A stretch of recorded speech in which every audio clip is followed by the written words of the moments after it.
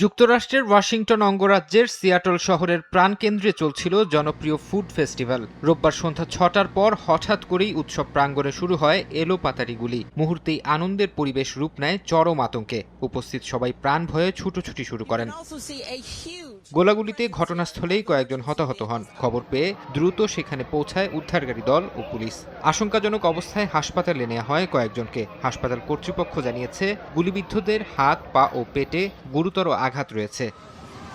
প্রত্যক্ষদর্শীরা জানান, তারা প্রায় ৭ থেকে ৮ রাউন্ড গুলির শব্দ পেয়েছেন। তবে অনেকে প্রথমে সেটিকে আতশবাজির শব্দ ভেবে ভুল করেছিলেন। অনেক দর্শনার্থী জীবন বাঁচাতে সিয়াটল সেন্টারের দোকানে গিয়ে আশ্রয় নেন। আমি দেখলাম হঠাৎ পেছনেই কিছু মানুষ দৌড়াচ্ছে। তখন আমিও দৌড় শুরু করি। অনেকে লুকানোর চেষ্টা করছিল। সবাই নিজের জীবনের ভয়ে আতঙ্কিত হয়ে পড়েছিল।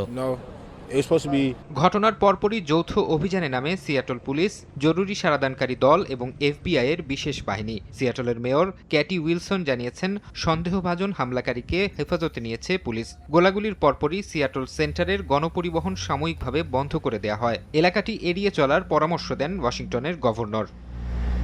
ফারহাদ চৌধুরী, সময় সংবাদ।